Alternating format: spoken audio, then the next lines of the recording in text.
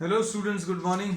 Today in 11th class mathematics we are starting a new topic, union of two sets, है ना. अब union of two sets में union of two sets अभी हम आपको एक एग्जाम्पल से ले रहे हैं, फिर उसके बाद then we'll be discussing the problems of NCERT exercise. Union of two sets में भी हम लोग ये बोलते हैं, suppose if you are having two sets, A is 1 2 3 and B is suppose 3 5 7, then A union B will be defined as a set. इसको अभी हम लोगों ने यूनियन बोला है ना. A union B will be a set which will be consisting of elements which either belong to A or belong to B. इसमें देखो A union B, this is collection of all the sets, or collection of all the elements which either belong to A or it belong to B, or it belongs to both A and B. जैसे 3 को देखें तो 3 belongs to A and 3 also belongs to B, but this is to be written only one time. तो ये set की definition नहीं है कि किसी भी सेट में किसी भी एलिमेंट को आपको रिपीट नहीं करना है. तो 3 is the common element. So we say that an element belongs, जैसे 7 है, 7 belongs to A union B अगर है, तो अभी हम लोग क्लियरली कह सकते हैं 7 या तो A में होगा या फिर B में होगा या फिर दोनों में होगा. तो 7 देख लो किसमें, 7 belongs to does not belong to A but it belongs to B, therefore 7 belongs to A union B. तो A union B is the set of all those elements which belong either to A or to B, है ना. अब इसमें ये union को अभी हम लोग इस U से रिप्रेजेंट करते हैं, ये इसमें ऐसा मत कर देना, बस ये याद रखना है. अब A intersection B, it is the collection of all those elements of the set A and B which belong to both the sets. ये देखो A इंटरसेक्शन B मतलब आपको कॉमन एलिमेंट्स लेने हैं. A इंटरसेक्शन B में A में और B में कौन से कॉमन है वो लिख दिया. अब कॉमन है मतलब इसमें भी है और इसमें भी है, तो इसको ऐसा लिखते हैं, if 3 belongs to A intersection B. इसको अभी हम लोग इंटरसेक्शन पढ़ते हैं और इंटरसेक्शन का सिंबल बच्चों ये है, ऐसा है ना, इन्वर्टेड यू जैसा. अब इसमें 3 अगर A इंटरसेक्शन B में है, इसका मतलब ये है कि 3 बिलोंग्स टू A एंड, ये एंड वर्ड बहुत इंपॉर्टेंट है, एंड 3 बिलोंग्स टू B. अगर A में है या फिर B में है, ऐसे किसी एलिमेंट को नहीं लिख सकते. यहां पर अभी हम लोग कहते हैं कि 7 belongs to A union B. इसका मतलब यह है कि 7 आइदर बिलोंग्स टू A और 7 बिलोंग्स टू B. तो इसमें यूनियन वर्ड में अभी हम लोग कहते हैं, यूनियन वर्ड अगर ये यूनियन अगर लगा हुआ ये operation, then we say that an element belongs to the union only if the element belongs either to A और टू बी. या तो ए में है या फिर बी में है तो वो इंटरसेक्शन में होगा. अब जैसे 1 के बारे में क्या कह सकते हैं, 1 ए यूनियन बी में है, क्यों, क्योंकि 1 ए में, बी में नहीं भी है तो भी है. अब हम लोग क्या बोल सकते हैं, 3 जो है वो इंटरसेक्शन में है क्योंकि वो 3 ए में भी होना चाहिए एंड बी में भी होना चाहिए, तभी वो इंटरसेक्शन में होगा. तो कॉमन एलिमेंट्स को अभी हम लोग इंटरसेक्शन बोलते हैं, है ना. तो अब ये लैंग्वेज जो है ये बहुत इंपॉर्टेंट है ना. तो अब हम इसको रीराइट कर दे रहे हैं, then will be starting the problems, और जो जो कॉन्सेप्ट जहां जहां पर यूज होते जाएंगे तो वो अभी हम लोग आगे डिस्कस करते जाएंगे, ठीक है. अब इसमें देखो,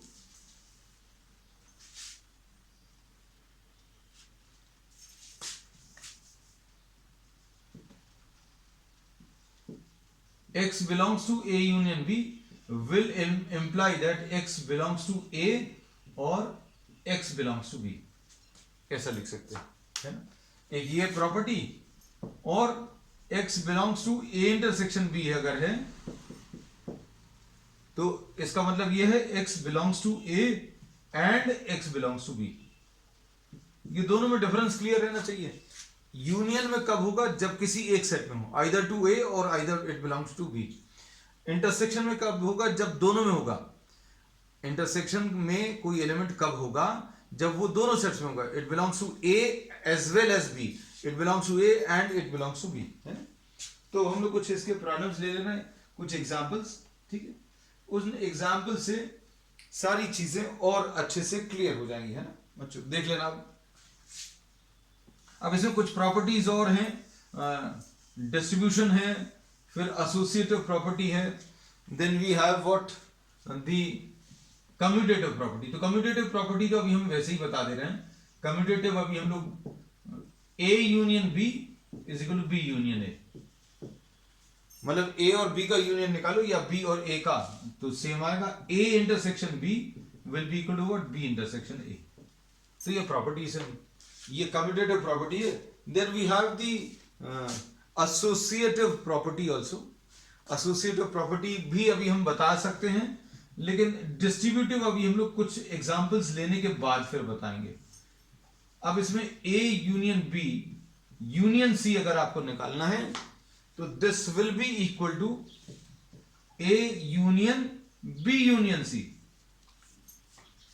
ए का यूनियन बी के साथ करो, फिर उसका यूनियन सी के साथ करो, या फिर ए का यूनियन बी यूनियन सी के साथ करो, तो ये सेम आएगा। फिर इंटरसेक्शन में भी यही होगा, A intersection B intersection C will be equal to A intersection B intersection C, ठीक है। तो ये नोट कर लेना। अब इसके बाद अब इस पर बेस कुछ प्रॉब्लम्स लेना, कुछ और प्रॉपर्टीज हैं, those will be discussing along with the problems, है ना। कुछ कॉन्सेप्ट्स भी लेते जाएंगे साथ में। चलो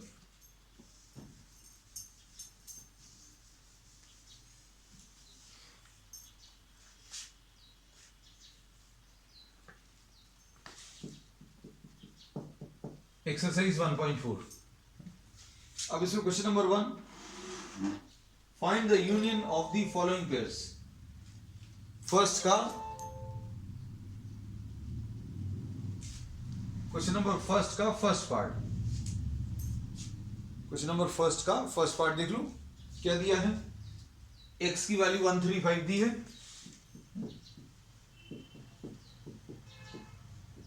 और y की वैल्यू 1 2 3 दिया है। 1 2 एंड 3 है, सॉरी y में 1 2 एंड 3, हमने 3 बोला तो लेकिन लिखा नहीं। x यूनियन y अगर बताना है तो ये कितना आ जाएगा, सारे एलिमेंट्स लिख लो, और जो एलिमेंट्स रिपीट हो रहे हैं उनको एक ही बार लिखना। जैसे आप इसको क्या लिख सकते हैं, 1 2 3 and 5 will be the answer, खत्म, यूनियन। अब इसके बाद सेकेंड वाले में क्या दिया है,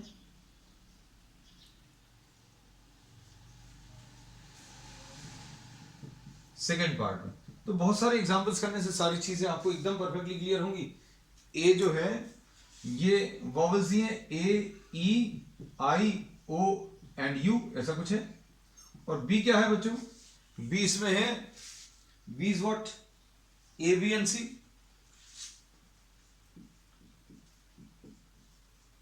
ठीक।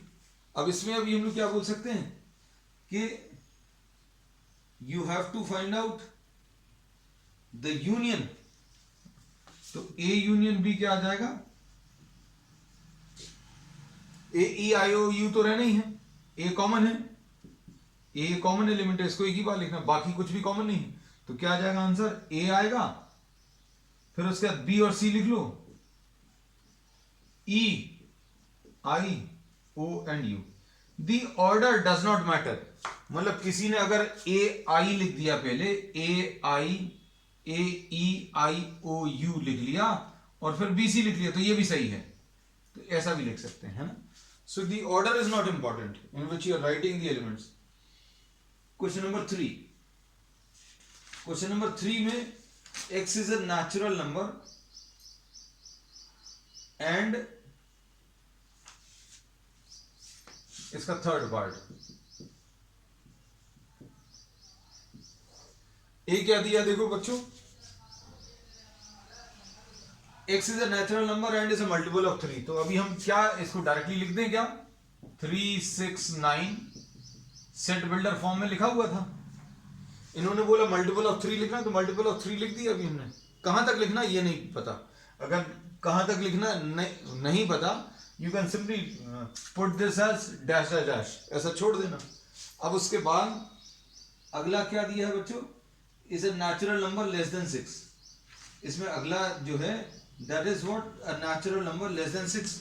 तो सेकंड सेट क्या आ जाएगा, 1 2 3 4 एंड 5। अब इनका यूनियन बताना है, तो ए यूनियन बी, देखो बच्चों क्या आ जाएगा, ए यूनियन बी में 1 हो गया, 2 हो गया, फिर उसके बाद 3 हो गया, तो 3 दोनों जगह से, अभी कुछ छूट नहीं जाए इसलिए अभी हम ये कर रहे हैं, एग्जामिनेशन में आपको नहीं करना है। 3 हो गया, उसके बाद 4, उसके बाद 5, 4 हो गया, 5 हो गया, उसके बाद 6, उसके बाद 9, उसके बाद 12, उसके बाद 15, कहां तक जाना है पता नहीं। तो this will be the union, ठीक है। अब उसके बाद फिफ्थ पार्ट में क्वेश्चन नंबर फर्स्ट का स्क्रीनशॉट ले लेना बच्चों, जैसे ही कंप्लीट होता है। ए इज 1 2 3, 1 2 3 ऐसा कुछ है, और बी जो है ये खाली सेट है, ऐसा दिया एम्प्टी सेट, और ए यूनियन बी बताना है। Just take a screenshot quickly. A union B कितना आ जाएगा, A union B will be 1 2 and 3। अगर आप 1 2 3 को इसके साथ कंबाइन करोगे तो कोई चेंज नहीं आएगा, क्योंकि this is what, this is an empty set. Next question number 2 देखो बच्चों, हम लोग कोशिश करेंगे जितने प्रॉब्लम्स आज हो जाएं, है ना, the remaining will be doing on the next term. Question number 2,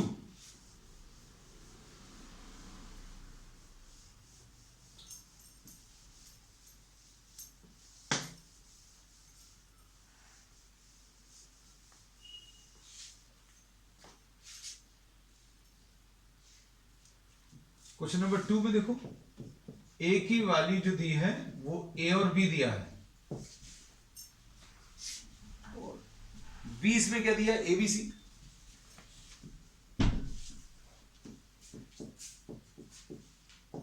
ऐसा कुछ,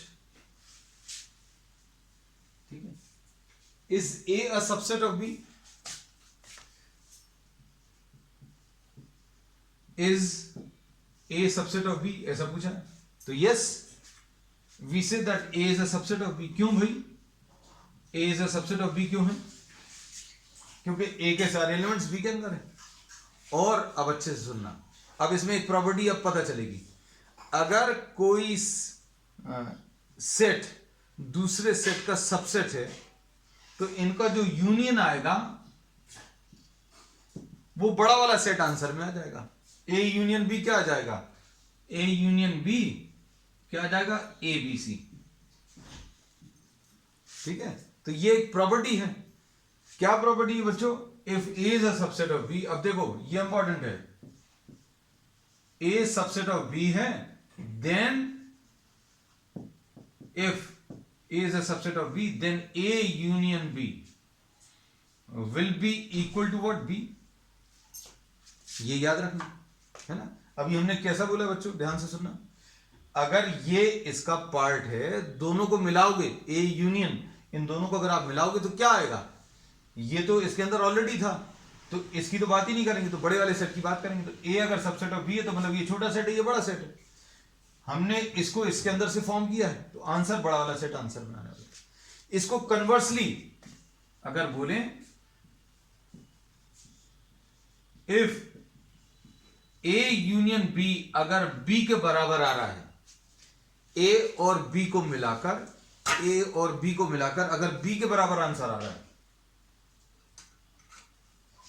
अच्छे सुनना, ए और बी को मिलाकर अगर बी आंसर में आ रहा है तो बी जो है बड़ा वाला सेट है, ये याद रखना। मतलब इससे ये मतलब निकाल सकते हैं that A is a subset of B. So this is very important, है ना। हमने बोला था प्रॉपर्टीज अभी हम डिस्कस करते चलेंगे साथ में, तो ये नोट कर लेना, take a screenshot quickly.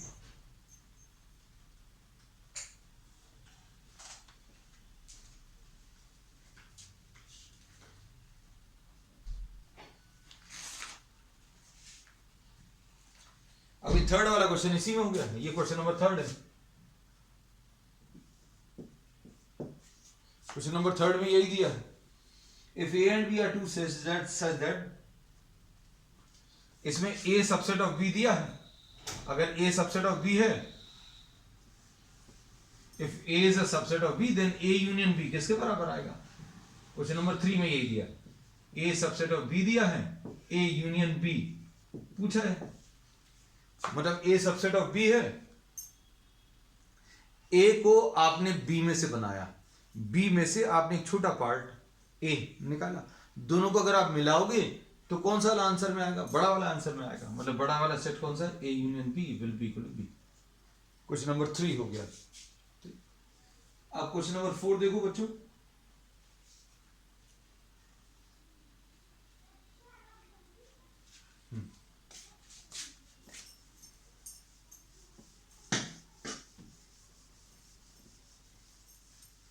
Question number 4 में ए की वैल्यू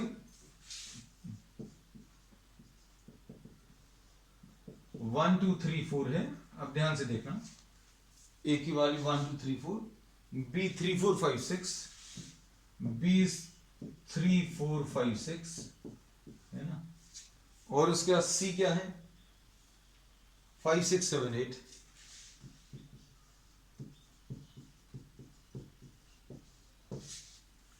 और इसके बाद डी क्या है? 7 8 9 10, डी इसमें 7 8 9 और 10। ठीक, अब इसमें क्या पूछा है? A union B,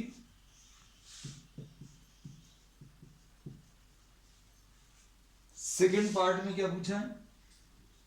A union C, A union C, third में बी यूनियन सी और B union D, B union C, fourth में बी यूनियन डी, है ना। अब देखो बच्चों ध्यान से, हम अभी सिर्फ 4 ले रहे हैं, बाकी 3 और ले रहे हैं। ए यूनियन बी अगर आपको पूछा है तो देखो कितना आ जाएगा, इन दोनों को अगर आप मिलाओगे तो ये कितना आ जाएगा? ए में 1 2 3 4 है, यहां पर 3 4 5 6 है, तो 1 2 3 4 5 एंड 6 ये आंसर में आ जाएगा। बहुत सिंपल है, बहुत मुश्किल नहीं है। ए यूनियन सी, अगर इन दोनों को मिलाना है तो कितना आ जाएगा? ए यूनियन सी 1 2 3 4 5 6 7 8, ऐसे कोई भी सेट्स जिनमें कुछ भी कॉमन नहीं है, ए और सी में देखो कुछ भी कॉमन है क्या? 1 2 3 4 है, यहां पर 5 6 7 8 है। ऐसे कोई भी सेट जिनमें कुछ भी कॉमन नहीं है, उनको अभी हम लोग डिसजॉइंट सेट्स बोलते हैं। नाम से क्लियर होगा, डिसजॉइंट मतलब कुछ भी उसमें जॉइनिंग वाली चीज नहीं है, जॉइनिंग का मतलब कॉमन वाली चीज नहीं है। सो दीज आर डिसजॉइंट, पूछा नहीं है लेकिन अभी हम बता रहे थे, अभी हमने बोला था प्रॉब्लम्स करते समय बहुत सारे कॉन्सेप्ट्स लेंगे। अब बी यूनियन सी अगर आप देखो तो बी यूनियन सी में क्या आ जाएगा? इन दोनों को अगर आप मिलाओगे 3 4 5 6, तो 5 6 तो यहां पर भी है, 3 4 5 6 लिख लिया और 7 और 8 और लिख लो, तो बी यूनियन सी आ गया। फिर उसके बाद B union D, B union C हो गया। अब उसके बाद बी यूनियन डी देखो बच्चों, 3 4 5 6, 3 4 5 6 7 8 9 10, ये आंसर में आ जाएगा, है ना। अब देखो आगे क्या पूछा है? A union B union C,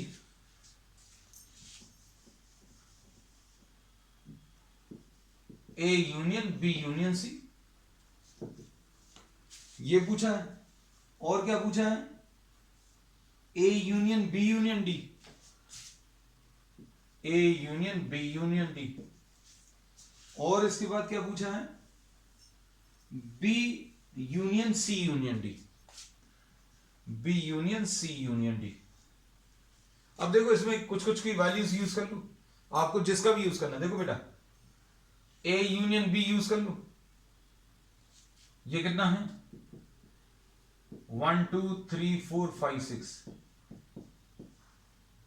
union A union B लिख लिया, और यूनियन सी, सी कितना है? 5 6 7 8। तो कितना आ जाएगा? इसका आंसर आ जाएगा 1 2 3 4 5 6 7 8। बस खत्म हो गया। इसमें फिर से A union B union D. अभी हम चेंज के लिए बी यूनियन डी ले लें, है ना, या फिर ए यूनियन बी ही ले लो, किसी को भी ले लो, अभी आप कैसे भी कर सकते हो। ए यूनियन बी करोगे तो कितना आएगा? 1 2 3 4 5 6 यूनियन डी 7 8 9 10। तो ये कितना आ जाएगा? 1 2 3 4 5 6 7 8 9 एंड 10। ऐसा कुछ आंसर में आ जाएगा। अब B union C union D, इसमें देखो, अब इसमें क्या ले सकते हो? क्या ऑप्शन है आपके पास? बी यूनियन सी ले लो। B union C union D. B union C कितना है बच्चों? 3 4 5 6 7 एंड 8। ऐसा कुछ आ गया। Union D 7 8 9 10। स्क्रीनशॉट ले लेना बच्चों इसका, है ना। तो ये कितना आ जाएगा? 3 4 5 6 7 8 9 एंड 10। ठीक। अब इसमें ये कौन सा पार्ट था बच्चों? ये 5th था, ये 6th था।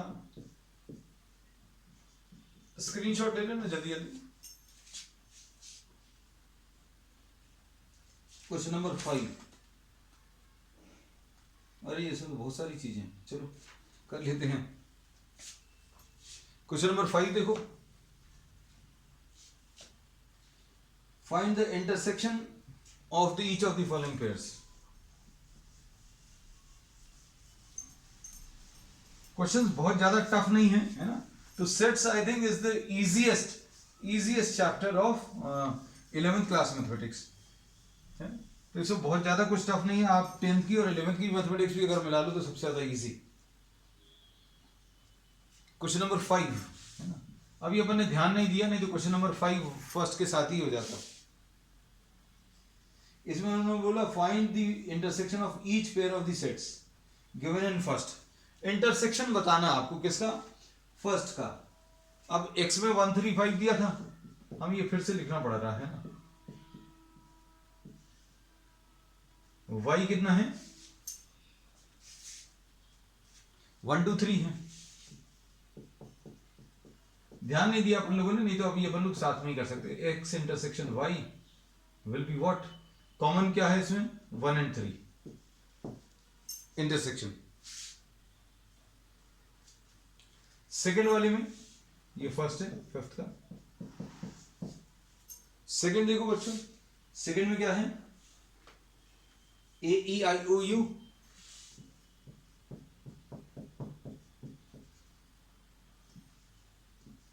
और सेकेंड सेट क्या है? एबीसी है ना, ऐसी कुछ है एबीसी। अब इसमें कॉमन एलिमेंट्स आपको बताने हैं। तो कॉमन एलिमेंट्स क्या आ जाएंगे? ए अकेला आएगा। इन दोनों में कॉमन एलिमेंट्स कौन से हैं? ओनली ए। थर्ड पार्ट देख लो। ए कौन सा सेट है? 3 6 9 12 ऐसा कुछ है, मल्टीपल ऑफ 3। और बी कौन सा था? बी क्या था बच्चों? ये था नेचुरल नंबर लेस देन 6, है ना। नेचुरल नंबर लेस देन 6 यानी 1 2 3 4 एंड 5 ऐसा कुछ था। तो अब हम लोग क्या बोलेंगे इसको? इनका कॉमन एलिमेंट्स अगर आप देखो तो कौन कौन से आ जाएंगे? इसमें सिर्फ 3 आएगा हमारे ख्याल से। तो A intersection B in this case will be what? 3 only. Yeah? This is the answer. अब उसका 5th पार्ट में, हाँ नहीं, अरे 4th पार्ट हमें लग रहा है बच्चों छूट गया फर्स्ट क्वेश्चन में भी। हाँ 4th part I left out. By mistake x is a natural number lying between 1 and 6। a जो है 2, 3, 4, 5 and 6, x ग्रेटर देन 1 दिया था, स्मॉलर देन और इक्वल टू 6। इसको अच्छे से समझना, अच्छे समझो। फिर अभी हम बता दे रहे, क्वेश्चन कॉपी कर लें बस 1 मिनट।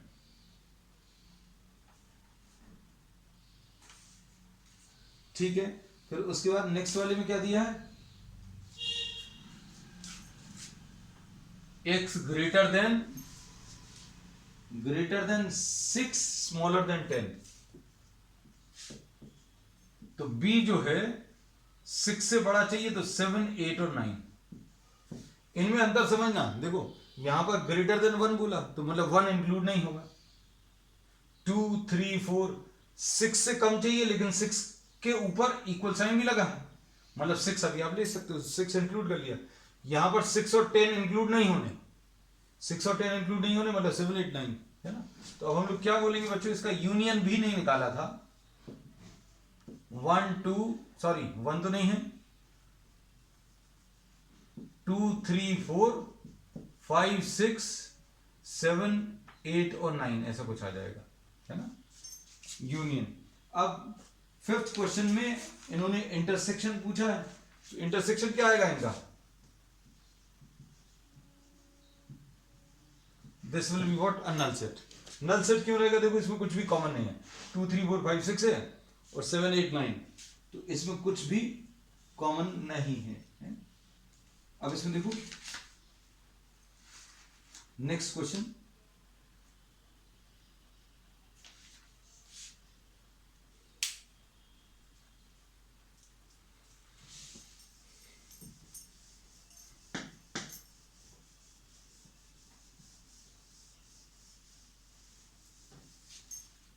देखिए इसमें बहुत सारी चीजें पूछी हैं, इसमें बहुत सारे कॉन्सेप्ट्स भी क्लियर होंगे। क्वेश्चन नंबर 6 में a 3, 5, 7, 9, 11 है। a की वैल्यू बच्चों कितनी है, 3, 7, 5, 9 एंड 11 ऐसा दिया है। फिर उसके बाद क्या दिया है, 7, 9, 11, 13। b जो है 7, 9, 11 एंड 13 ऐसा दिया है। c क्या दिया है, 11, 13, 15, 11, 13 एंड 15, ठीक है। और d क्या दिया है, अच्छे देखना सारी चीजें, 11, 13, 15 और ये 15, 17, 15 एंड 17 ऐसा कुछ। अब देखो क्या क्या पूछा है। फर्स्ट पार्ट में a intersection b, a intersection b कितना आ जाएगा, इसमें देखो 9 और 11, 9 और 11 और कुछ कॉमन तो नहीं, 7 भी है। 3, 7 लिखा था पहले, अच्छा 3, 5, 7, 9, 11, 3, 5, 7, 9 और 11 है ना। तो a इंटरसेक्शन b में क्या क्या आ जाएगा बच्चों, 7, 9 और 11 ऐसा कुछ आ गया, ठीक है। a इंटरसेक्शन b आ गया। और उसके बाद क्या पूछा है,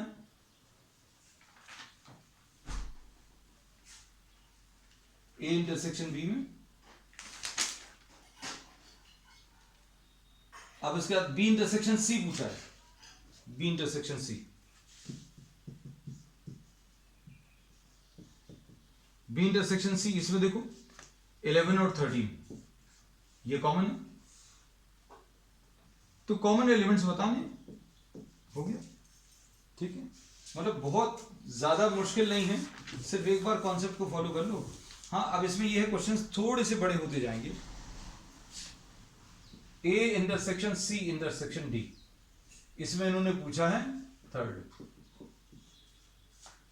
अब इसका मतलब सिंपल भाषा में अगर बोलें, बहुत सिंपल लैंग्वेज में, तो आपको a, c और d तीनों के कॉमन एलिमेंट्स बताने हैं। a, c और d अगर आप नहीं बता पाओ तो पहले a और c के बता दो, फिर जो आंसर आएगा उसका d के साथ कॉमन एलिमेंट्स बता दो, है ना। अगर आप डायरेक्टली देखकर बता पाओ भैया कौन सा एलिमेंट है कॉमन, यहां पर तो 11 कॉमन दिख रहा है, लेकिन 11 इसके साथ कॉमन नहीं है, बस खत्म हो गया, तो और कुछ है ही नहीं, तो 5 आएगा इसका आंसर। लेकिन अब हम लोग क्या करेंगे, ए इंटरसेक्शन सी निकाल लेंगे। ए इंटरसेक्शन सी कितना है बच्चों, ए इंटरसेक्शन सी, ए और सी का इंटरसेक्शन कितना आएगा, 11 आएगा। लो 11 लिख दिया, ठीक।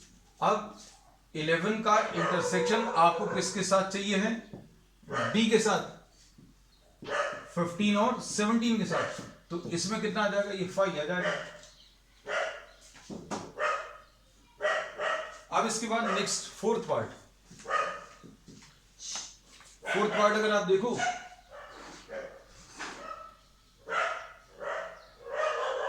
फोर्थ पार्ट में क्या पूछा, ए इंटरसेक्शन सी। अच्छा, तो ए इंटरसेक्शन सी तो निकाल ही लिया अपन ने, ऊपर ही लिख लिया 11, ये तो हो ही गया है ना, ए इंटरसेक्शन सी हो गया। फिर इसके बाद बी इंटरसेक्शन डी, बी और डी के कॉमन एलिमेंट्स देखो, बी और डी के कॉमन एलिमेंट्स बच्चों इसमें कौन से हैं, बी और डी, हम ये रब कर देना ताकि आपको कंफ्यूजन नहीं हो, है ना। बी और डी का जो इंटरसेक्शन है ये 5 आ जाएगा, कुछ भी नहीं है कॉमन, ठीक है। अब 6 पार्ट देखो, बी और डी में दिख रहा है क्या कुछ कॉमन, इसमें there are no elements. Next इसके बाद 6th, A intersection B union C, A intersection B union C है, तो बी यूनियन सी लिख लो।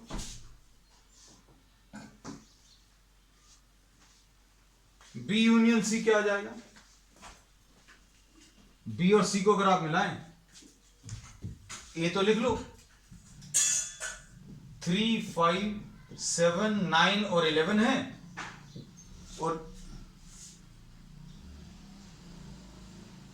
और intersection B union C, B और सी का ए इंटरसेक्शन 3, 5, 7, 9, 11, 3, 5, 7, 9, 11, और बी यूनियन सी ये कितना आ जाएगा, 7, 9, 11, 13, 15, 7, 9, 11, 13 और 15, ऐसा कुछ आएगा। अब इनका इंटरसेक्शन यानी कॉमन एलिमेंट्स देखो, इस पे कितने आ जाएंगे, हमें तो यही दिख रहे हैं 7, 9 और 11 6 पार्ट में, ठीक है। इसका आंसर 7, 9 और 11 है ना। जो काम का लगे बच्चों, एक स्क्रीनशॉट ले लेना जल्दी से। अब इसका कौन सा पार्ट बचा है, ये 6th पार्ट था, 4th, 5th हो गया, 4th, 5th, 6th हो गया, 7th A intersection D, 7th यहां पर कर देना, ए और डी का इंटरसेक्शन,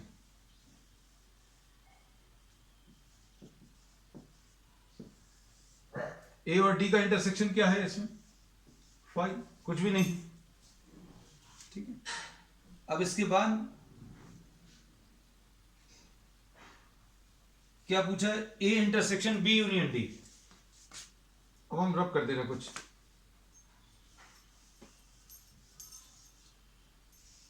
एट्थ पार्ट में यही अभी हम लोग लास्ट क्वेश्चन ले रहे हैं, A intersection B union D. B union D कितना आ जाएगा, 3, 5, 7, 9, 11 है intersection B union D. B union D बच्चों इनको मिलाएंगे तो कितना आएगा, 7, 9, 11, 13, 15 एंड 17। अब इसका कॉमन एलिमेंट चाहिए, कॉमन एलिमेंट्स क्या आ जाएंगे, है ना, कॉमन ही चाहिए ना। 8th पार्ट में ये कॉमन दिख रहा है 7, 9, 11, इसका आंसर 7, 9 एंड 11। चलो अब इसके बाद 8th पार्ट हो गया। नेक्स्ट इसके बाद 9th part, A intersection B intersection और ए। देखो देखने में बहुत टफ से हैं लेकिन कुछ नहीं है इसमें। 9 ए इंटरसेक्शन बी किसके साथ चाहिए है? Intersection B union C. Intersection B union C. A intersection B बताओ। ए इंटरसेक्शन बी कितना है? 7 9 11 लिख लिया। ठीक, फिर intersection B union C. B और सी का यूनियन कितना आ जाएगा? 7 9 11 13। बी यूनियन सी चाहिए 7 9 11 13 और 15। अब इनका इंटरसेक्शन चाहिए तो कितना आ जाएगा इसका? 7 9 और 11 आ जाएगा, यही कॉमन है। ठीक, अब लास्ट पार्ट इसका है ना। लास्ट पार्ट में क्या है बच्चों?